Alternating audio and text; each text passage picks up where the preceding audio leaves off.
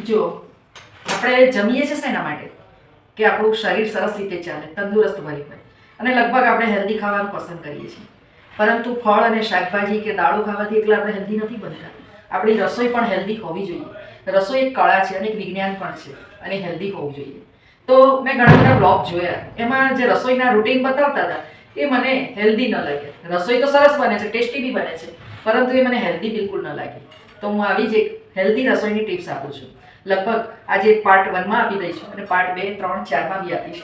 જો આજે બાટી બની રહી છે. બાટી લગભગ તળીને બનાવાતી હોય છે, કારણ કે બાટી સોફ્ટ ના થતી હોય એટલે એ લોકો તળીને બનાવે. હવે તળેલી બાટી ખાવી હેવી બની જાય છે, કારણ કે દાળ પણ બધી 3-4 જાતની હોય એટલે એ પણ હેવી બને, અને બાટી પણ હેવી બને, અને તળેલી વસ્તુ તો શરીરને નુકસાન કરે છે. હવે તમારે બાટી સોફ્ટ અને હેલ્ધી કેવી રીતે બને? કારણ કે લગભગ બધા બાટી ના કુકરમાં બનાવે, પણ બાટીના કુકરમાં બાટી વધારે કડક બને છે. તો સૌ પ્રથમ એની એક ટિપ્સ આપી દઉં છું કે ભાખરીનો લોટ હોય ને એમાં અજમો, વરિયાળી, મીઠું અને હળદર નાખતા હોય તો નાખો, અને સરસ મોણ નાખી અને મોળા દહીંથી લોટ બાંધો અને અડધો કલાક રહેવા દો.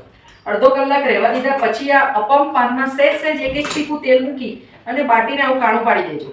આવું કાણું પાડ્યા પછી એ અંદરથી સરસ ચડી જશે, અને આ બાટી કેટલી સોફ્ટ થાય છે એ હું હમણાં તમને બતાવું છું. સરસ ભાગી જશે. આ બાટી હેલ્ધી કહેવાય, આપણે તળેલી બાટી હેલ્ધી ના કહેવાય. અને આ રીતે બાટી આપણી હેલ્ધી બને છે. તમને મારો આઈડિયા ગમે તો મને સબસ્ક્રાઈબ કરો.